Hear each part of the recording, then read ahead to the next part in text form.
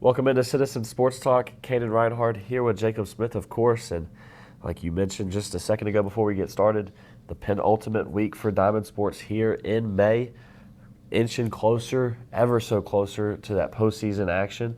We'll get into the regional standings as we usually do a little bit later in the episode. But an unusual start for us this week, Jacob. On the weekend, a little bit of Saturday action for Carroll County baseball. How about you start us off there? Yeah, I don't know if you want to call it interesting into last week or the exciting beginning to this week. If you're a Carroll County baseball fan, very happy about the win Saturday against Galax. A little kind of what we talked about, similar to what Floyd County has with Auburn, like a local area rivalry.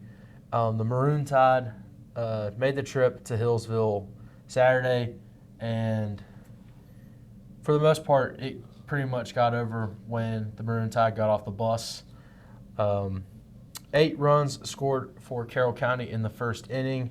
19 runs scored in total. I believe it was 17 hits, 17 RBIs for the Cavaliers as they were able to get their 8th win in a span of 9 games, their second straight, which included that win against the Buffaloes last Friday that we talked about in last week's episode.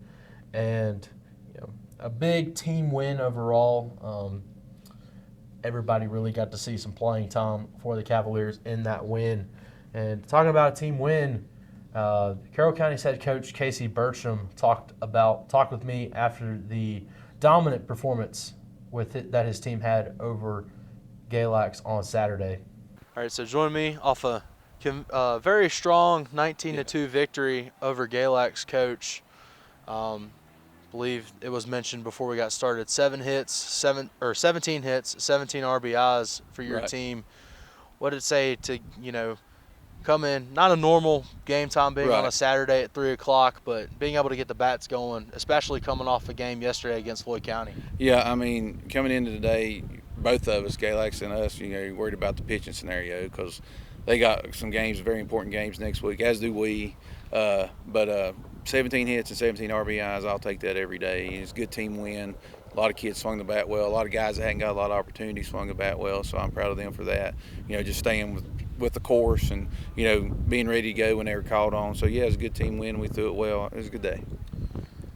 8 of your last 9, you've come on the winning side of. How's that? You got 5 games left in the regular season. How do you build on that momentum after the stumble against Glenver and Salem last week and being able to get 2 in a row now with 2 road games early next week? Yeah, I think you just do it day by day.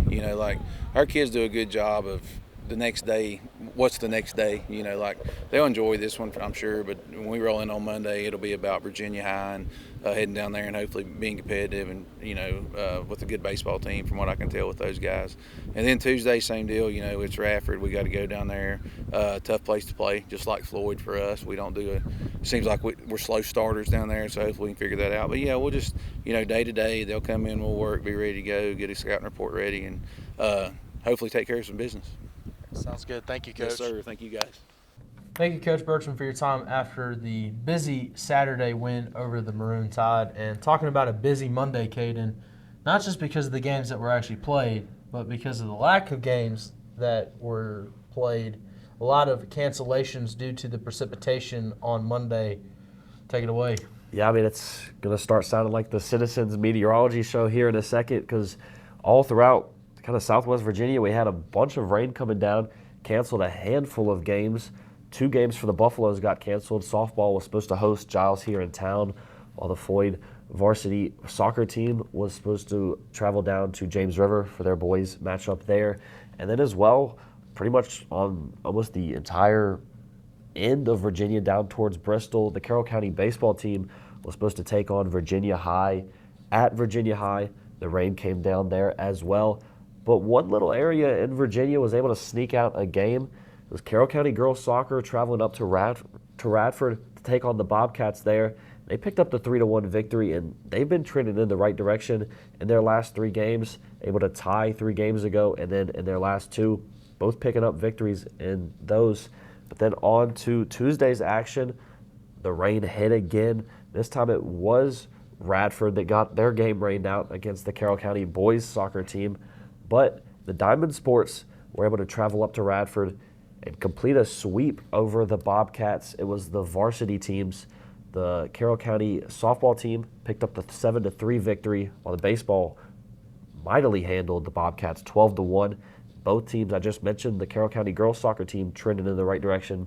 But for the softball, they've won their 3 out of their last 4, and the baseball team, after that victory over the Bobcats, won 9 out of their last 10. Yeah, the softball for Carroll County actually faced Radford twice this week. Once Tuesday, the second time on Friday. So not very often you get to see a series completed in a week in high school sports like that. But transitioning to the Floyd County athletics, Floyd County getting a rematch with James River. One of the few losses the Lady Buff softball team has had this year. The first loss they had this season, it was a, I believe, 6-4 loss at home at West Starkey Field.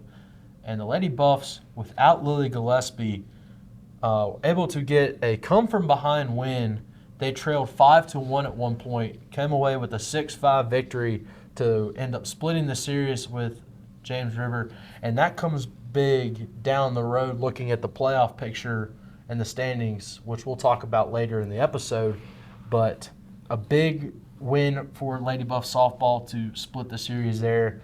And talking about, again, splitting the series, unfortunately, was the Buffaloes baseball team against James River. Had the 2-1 lead in the top of the 7th inning. 3 runs scored in the 7th for the Knights would give James River the come-from-behind win, and the Buffaloes' 6th loss of games that they've actually played. Martinsville having a forfeit in there.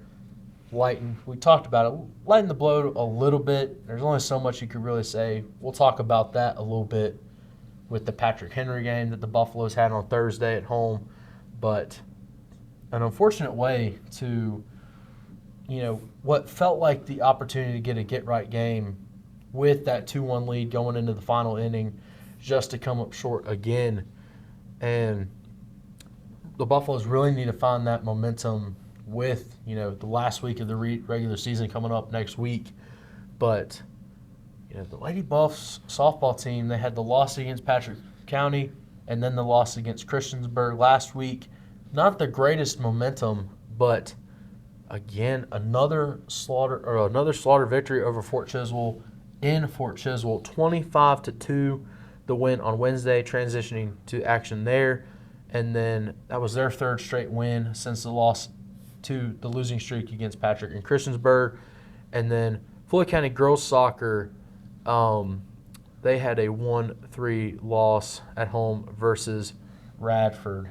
So it'll be interesting to see how Lady Buff softball does. They had 3 road games this week. We'll talk about their final game of the road trip that they had this week. And we'll talk about the baseball team as well. A much-needed game that they had on Thursday. Did they pull off the win against the Patriots, or will the Buffaloes lose their 7th straight? That and region standings to come later, or after this break here on Citizen Sports Talk. Welcome back, everyone, to Citizen Sports Talk. Jager Smith, Kaden Reinhard. And jumping right back in, we had Monday through Wednesday, Saturday through Wednesday, counting the Galax game for Carroll County baseball on Saturday last week.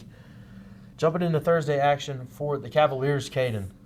Yeah, so on Thursday, you mentioned just a second ago for the Cavaliers softball team that they kind of had a series against the Bobcats, but in between that on Thursday, they hosted Chilhowie, but unfortunately they did drop that game 1-6. Kind of seen them ping-pong a couple of their last games, 2-2 in their last 4. See how they end their week on Friday just in a bit. But then first, as well on Thursday, for the Carroll County boys soccer team, they traveled down to Galax. We mentioned earlier in the episode kind of that's that town close rivalry they got there, and it came down to a close soccer game on the pitch there, 4-3.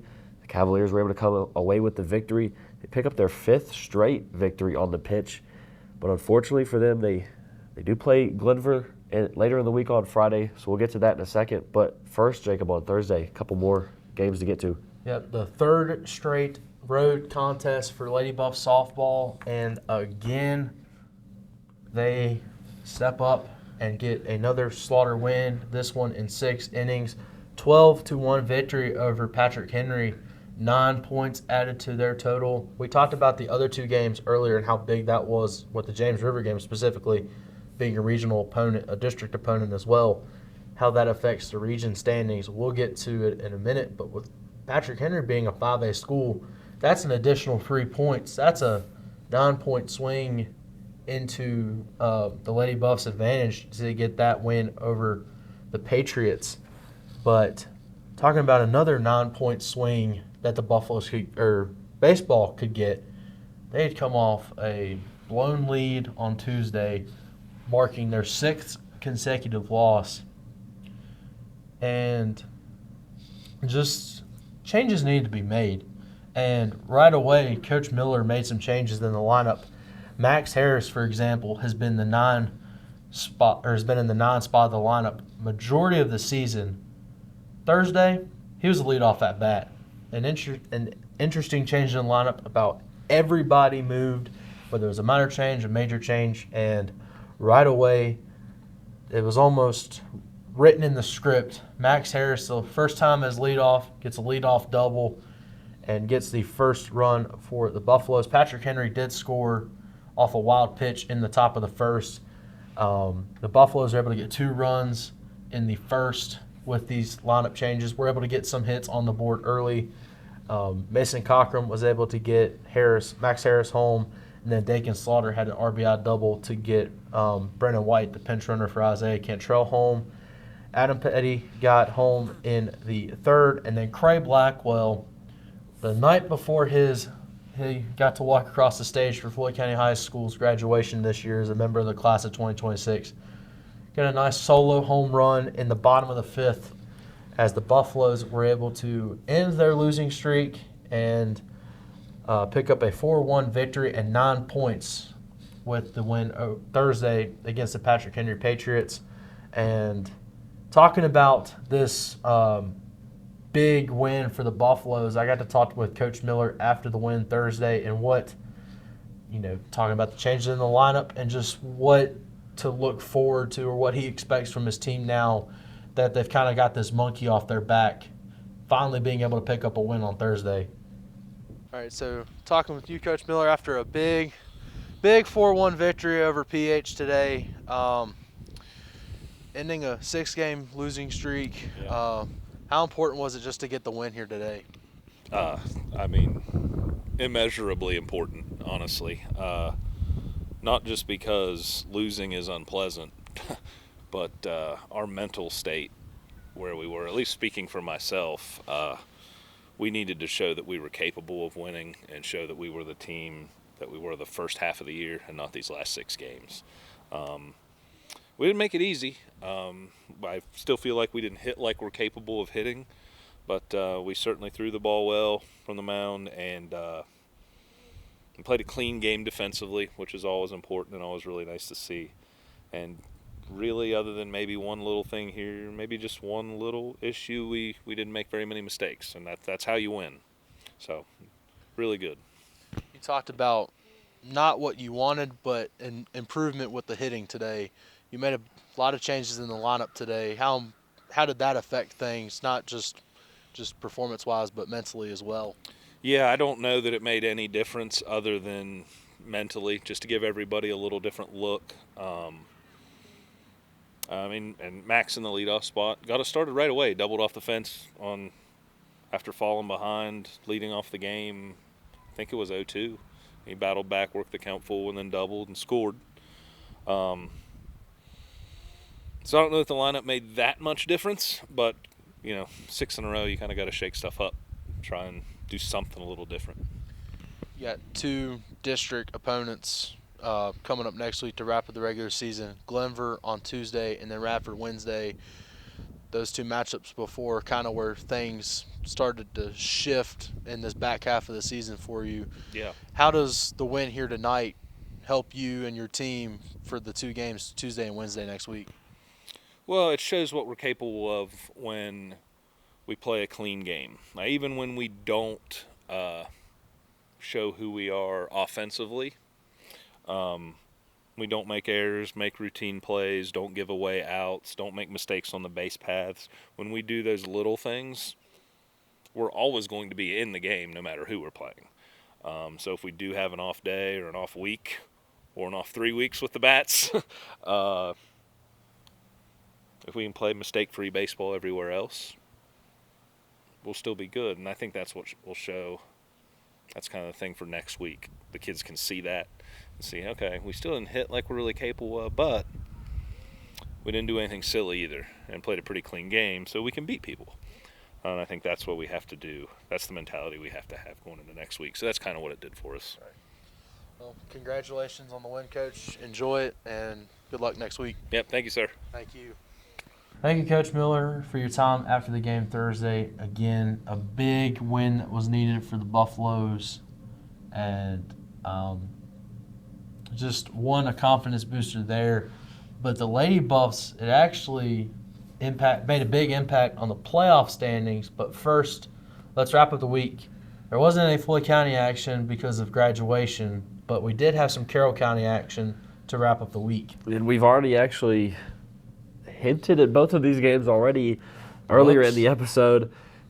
Started with Carroll County boys soccer. If you know anything about the Glenver Highlanders soccer program, it's a pretty scary name to even mention. It's kind of like playing the Oklahoma City Thunder right now. You need to play perfect soccer the entire time to have a chance against them. Are you saying they get a nice little whistle, too? I won't go that far. But in their 15 games this year, Glenver is 14-0-1. Carroll County dropped that one 5-0 at home. They moved to 6-6-2 on the year.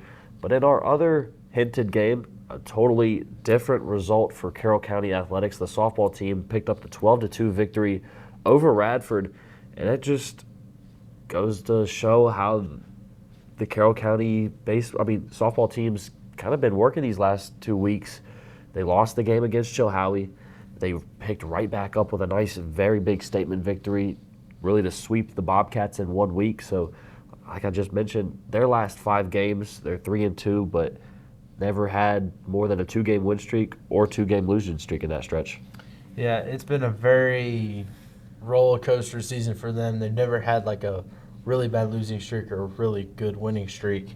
They've just kind of been that 500 range throughout the season. But those losses for Radford didn't really change much for them in the bottom of Region 2C.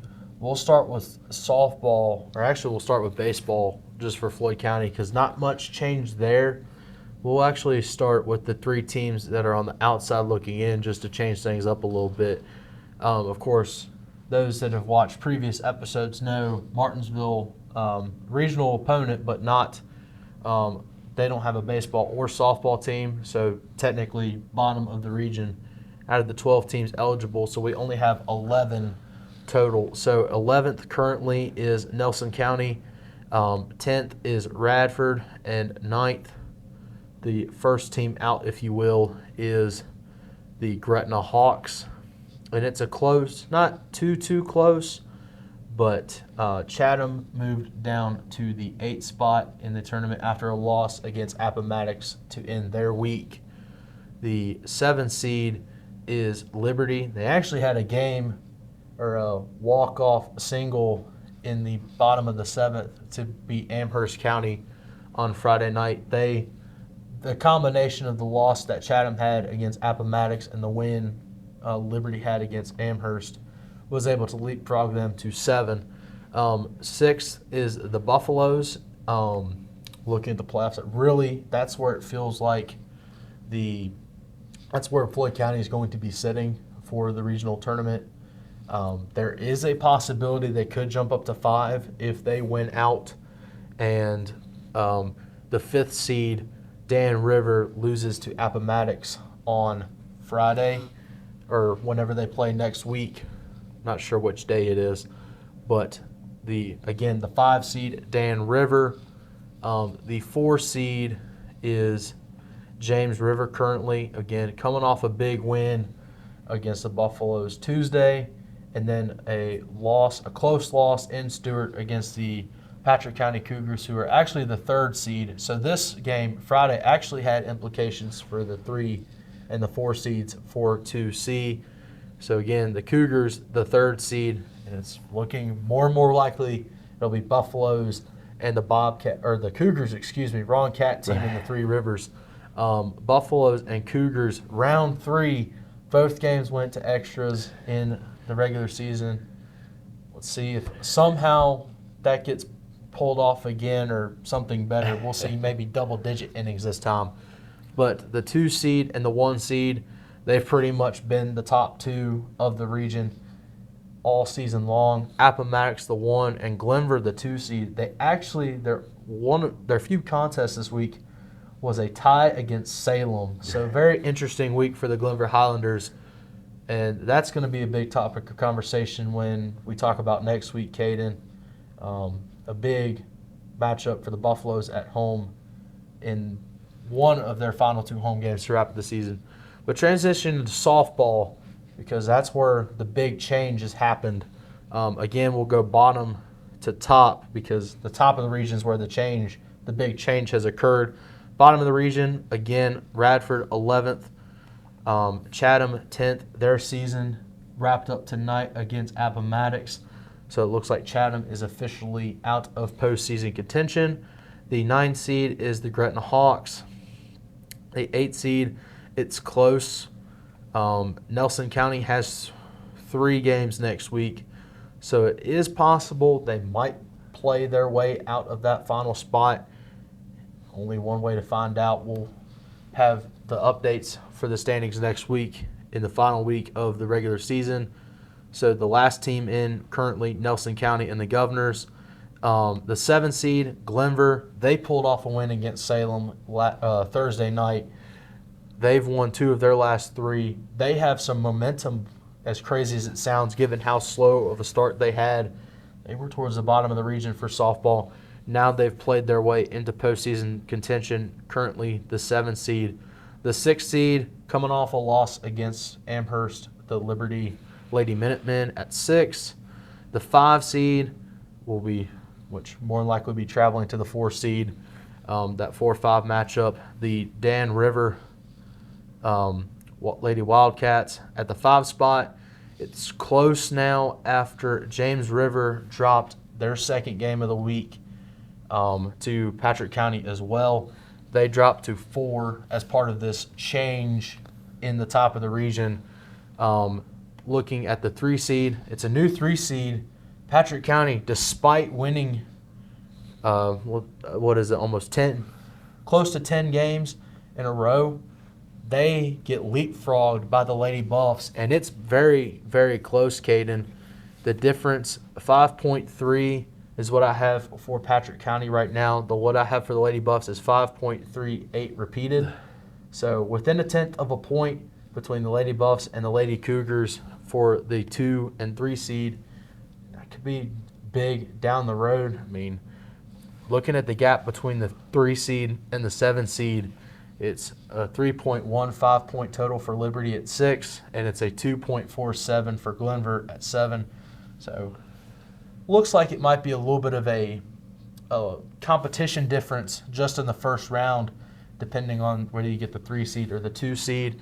But, of course, the number 1 seed, it's been pretty much this way, and I think it's locked up at this point more than likely. Actually, it is more than likely locked up with them finishing their regular season tonight.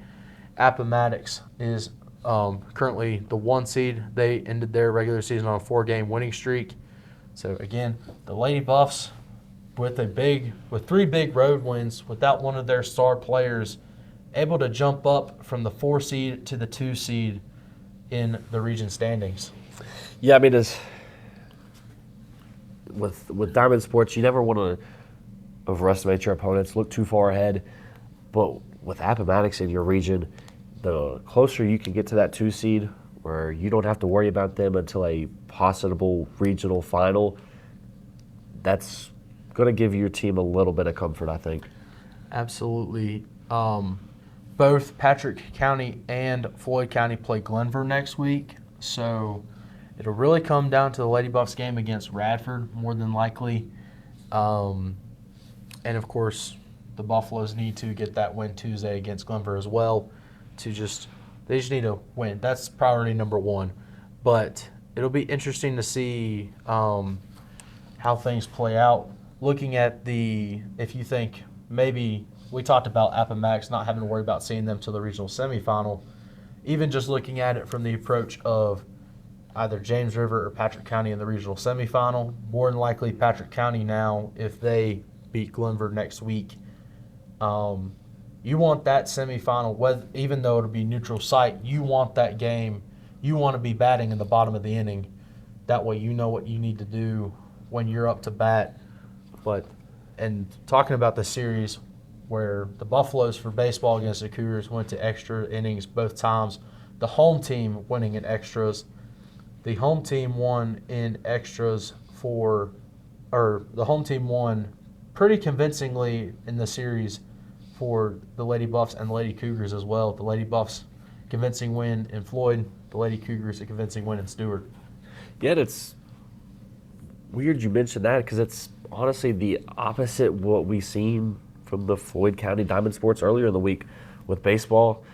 They were up at home against James River. The Knights came back as the away team, batting at the top of the order. And then just as the softball team traveled to James River the following day on Tuesday, they were down 5-1. And as the away team, they put up 5 unanswered runs. Yeah, it'll be interesting to see. And it helps transitioning to next week's action, Kaden, that you'll preview. Floyd County, both of their home games for varsity softball and baseball at home on Tuesday and Wednesday.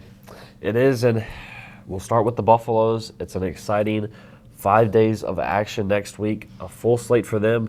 Starting on Monday the 18th, boys and girls varsity tennis will play against Glenver, the Highlanders. The girls will stay here in Floyd while the boys travel up 81 to Salem to take on the Highlanders there. And then wrapping up Monday will be boys junior varsity and varsity soccer action as well, traveling to Salem to take on the Highlanders there. Moving on to Tuesday, it's a varsity track meet in Radford, as well as the boys varsity tennis team will travel to Radford. So a couple matchups against the Bobcats there to start off Tuesday's action. And then moving on to a couple other games on Tuesday will be varsity softball and baseball will host Glenver here in town, while the girls varsity soccer team hosts Carroll right beneath that softball team. Kind of a pretty busy day here in Floyd County up at the high school. Moving on, midweek action on the 20th. It'll be a varsity girls match. They host Radford here in town. And another couple games against Radford as well on Wednesday. It's a Diamond Sports trio for us. Of course, no girls softball, no JV softball team for us. So the varsity teams will travel, or the varsity teams will be here at home while the JV baseball team travels to Radford to play the Bobcats. Then a pretty relaxed into the week for the Floyd County Athletics. It's just the boys soccer that'll be ending the week for us on Thursday and Friday. Both matchups opposite places. On Thursday they'll travel to Radford to play the Bobcats, and then Friday they get to end with a home contest taking on the James River Knights. So like I mentioned, 5 days of action for the Buffaloes. Not quite the same for the Cavaliers, even on their short Thursday action. It's really just a front-logged Monday through Wednesday game slates for them. Starting on Monday, we'll start there. Varsity girls tennis host James River in town, as well as girls varsity soccer will head to Patrick for their matchup. And then ending out Monday will be junior varsity softball hosting Glenver in town. So moving on to Tuesday, another pretty busy day for the Cavaliers. Already mentioned it just a second ago that track meet, for all track meets are always that regional, you play everybody, so as well in Radford. And then junior varsity and varsity baseball will host Christiansburg in Carroll County. Then just a second ago with the Buffaloes, I mentioned it, the girls varsity Lady Cavs team will travel to Floyd against their matchup with the Buffaloes, wrapping up their series. And then wrapping up Tuesday's action on that note will be junior varsity and varsity boys soccer will be playing the Bobcats of Radford in town. And then ending out the Cavaliers' busy days of work on Wednesday, girls varsity tennis travels up 81 to Salem to take on the Highlanders. And then a diamond and soccer quad on that Wednesday against James River. So 8 contests that day. So for the diamond sports, it'll be junior varsity at home, and then the varsity teams will be traveling down to Buchanan. But for the soccer teams, it's the opposite. It's the girls that stay home while the boys travel, obviously, with the soccer pitches. They get the lights, so you can do those double headers. And then on Thursday for the Cavaliers, like I mentioned, really short into their week. Just a varsity baseball game at Pulaski. It'll be interesting to see how, the front-heavy week for Carroll County, and, of course, the end of the regular season for the Diamond Sports for Floyd County on Tuesday and Wednesday, how it wraps up the season. Can the Lady Buffs secure a top 2 seed now that they've been able to go on this 3-game streak on the road, as an impressive feat as that is? But now they got to take care of business at home and have 2, not as good opponents in Glenver and Radford, but when the Lady Buffs traveled to Glenver, it was a close contest there, but a dominant win when they played at Radford. But now being able to have them at Coach Starkey Field, being able to, again, we talked about like previewing the playoffs, have them batting in the bottom of the inning, knowing what they need to do. All they need to do is win those final 2, and they'll more than likely be the, quote, home team to the regional championship if they face Appomattox. Yeah, and one other thing about these Buffaloes, we mentioned it really early on that they were playing through some injuries this week. So getting a couple of their key players back next week for their home contest will only help them. And talking about changes in the lineup, or changes that they've had to make for Lady Buff softball, it'd be interesting to see if these changes Coach Miller made just to the lineup, but just the personnel as well, how that affects things as well. I believe the Buffaloes have been playing limited, or Gavin Swartzel has been pretty limited the last couple games. So it'll be interesting to see when he gets more involved, if he does, play these 2 district contests, what the pitching situation looks like for the Buffaloes. We saw Dakin Slaughter pitch the entire game, with Aiden Bakley coming in relief Tuesday, and then we saw Mason Cockrum and Aiden Bakley on Thursday. So it'll be interesting to see how things play out for the Buffaloes. They got a good bullpen, but it's just a matter of execution at this point. And a big part of the reason why they had lost those 6 games prior to the win Thursday is of not being able to get the bats going. If they can get the bats going in these 2 games, hopefully that'll carry to some postseason success in 2 weeks. Yeah, you just mentioned it. It's all about how you execute on the field.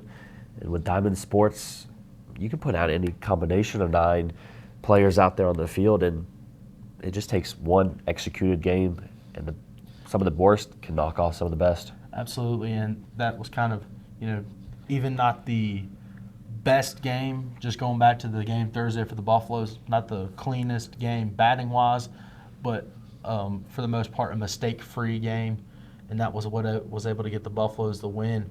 But transitioning to talking about next week, wrapping up this week's action, we'll be back 1 week from now to wrap up the regular season for the Diamond Sports and the pitch sports for Floyd County and Carroll County.